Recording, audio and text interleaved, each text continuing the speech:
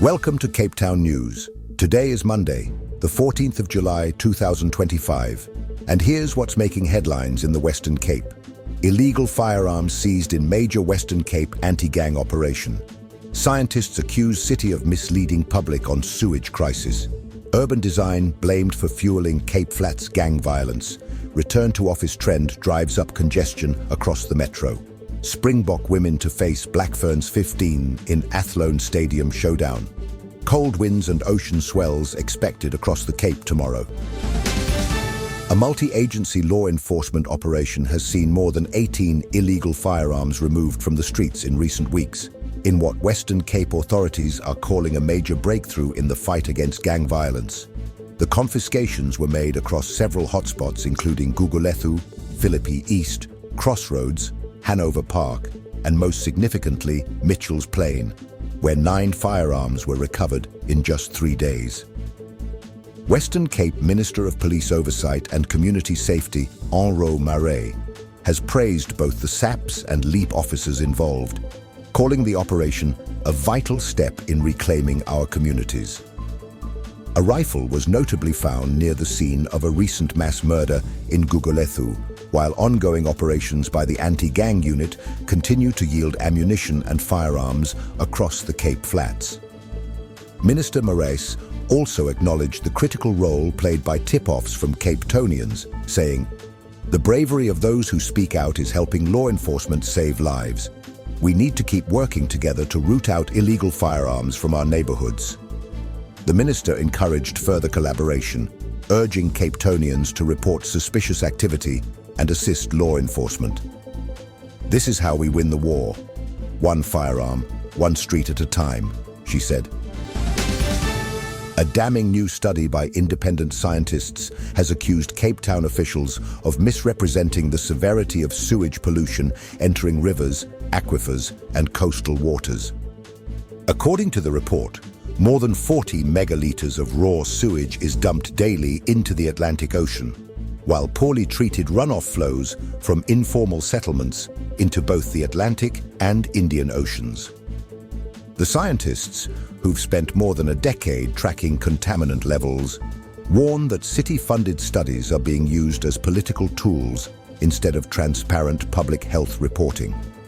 They allege that critical findings are delayed or diluted, with lab data selectively released to support government narratives. Some were even targeted by fake social media profiles, discrediting their work. The team recommends urgent reforms, including removing political oversight from scientific communications, real-time public access to water quality data, and protecting scientific independence. They call on leaders to confront the reality. The city's aging wastewater systems cannot serve a growing population of over 5 million. In a hopeful step, they acknowledge the city's recent move to reverse the 2021 bylaw banning independent testing in nature reserves. But it's only the beginning, the report states. The public deserves science, not spin. Experts are sounding the alarm over how apartheid-era housing in the Cape Flats continues to fuel gang violence and insecurity. Designed as isolated, high-density barracks to control forcibly removed families, the architecture of areas like Hanover Park, Lavender Hill, and Bonteheuwel created the perfect conditions for territorial gangs to thrive. Social breakdown in these concrete corridors has turned public courtyards into battlegrounds, with over 2 gang-related killings reported daily in the province. Youths growing up in overcrowded flats, amid poverty and minimal opportunity, often find their only sense of belonging in criminal networks. The report highlights that better urban design, including lighting, mixed-use streets and communal spaces, could deter crime. In some areas, former gang members are leading gardening and outreach initiatives to restore trust between neighbors. Meanwhile, cross-cultural living arrangements in dense flats have also sparked social integration, with many sharing childcare, food, and customs. However, fear still defines much of the city's urban form. Gated communities and boom gates divide rich and poor, perpetuating crime through resentment. Experts argue that real safety lies in social inclusion, not electric fences. If we build communities that speak to each other, the report concludes, we build a safer city for all. Cape Town's traffic is set to intensify once again as office demand surges, reversing the remote work boom of recent years. The latest roads report confirms that office rentals in decentralized areas like Claremont and the V&A waterfront jumped by 11.7% in the first quarter of 2025, a 22% increase over pre-pandemic levels. With vacancy rates dropping sharply, thousands of workers are returning to in-person jobs, particularly in the professional and corporate sectors. This renewed demand is expected to put pressure back on public transport systems like the MyCity network and Metro Rail, as well as main road corridors. Cape Town's better power supply, governance reputation, and attractive lifestyle are driving the shift, but they also bring renewed commuting challenges. Analysts warn that unless infrastructure keeps pace, peak hour bottlenecks and overcrowded trains could worsen. For Cape Townians, the message is clear. Prepare for longer morning commutes as the city's roadways and transit systems adjust to a fully mobilized workforce once again. Rugby fans are in for a treat as the Springbok women return to Athlone Stadium for two high-intensity warm-up matches against the reigning world champions, the Black Ferns 15 from New Zealand. The first clash kicks off at 5 p.m. on Saturday, the 26th of July, offering Cape Townians a rare chance to support the national women's side live in action before they head to the Rugby World Cup in England. The Black Ferns 15th remain unbeaten in 2025 and are expected to bring their A-game ahead of final squad selection.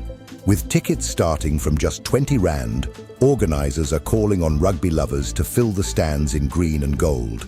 These matches are more than just a warm-up. They're a celebration of South African women's rugby on home soil. Book your seat now via sarugby.co.za and show your support for the Springbok women as they prepare to take on the world. Here is your money, commodities and crypto updates. Starting with major currencies, the US dollar is trading at 17 Rand and 95 cents. The British pound stands at 24 Rand and 20 cents. And the euro will cost you 20 Rand and 97 cents. Moving to the commodities market, gold is priced at 1,937 Rand, 95 cents per gram. Silver is trading at 22 Rand and 29 cents per gram. Platinum is valued at 802 Rand and 90 cents per gram. And Brent crude oil is trading at $67.75 per barrel. In the cryptocurrency market, Bitcoin is valued at 2,105,707 Rand. While Ethereum is trading at 54,003 Rand, Ripple XRP is priced at 52 Rand and 36 cents. And finally, Solana is trading at 2,905 Rand. Keep in mind that these numbers are based on the latest data, but may still change as markets fluctuate in the course of the day. Tuesday will bring cold and blustery conditions across the Cape. Expect partly cloudy skies with isolated showers in the morning and cool temperatures throughout the day. Cape Town will reach a high of 13 degrees, Paarl will climb to 14, and Stellenbosch will top out at 12 degrees. A steady westerly wind of up to 25 kilometers per hour will make the day feel even chillier, especially along the coast. At sea, conditions will be rough. Ocean swells are expected to reach around 3.2 meters, with a swell period between 12 and 14 seconds. These conditions could pose a risk for small boats and shoreline activities, so take extra care near the water. Tides for Tuesday are as follows. Low tide at 6:04 in the morning, high tide at 12:15 in the afternoon, and another low tide at 6:36 in the evening. Sunrise will be at 7:47 in the morning, with sunset at 5:49 in the evening. The UV index will remain moderate, so if you're heading outdoors, especially around midday, be sure to apply some sun protection. With that, we conclude today's bulletin, and now you know what's happening in the mother city. Thank you for watching Cape Town News. Make sure to subscribe and hit the notification bell so you never miss a story. We appreciate your support. Let us know your thoughts in the comments below. And don't forget, tomorrow's Cape Town News drops right here on YouTube at 12 noon. Meanwhile, stay safe, informed, and connected.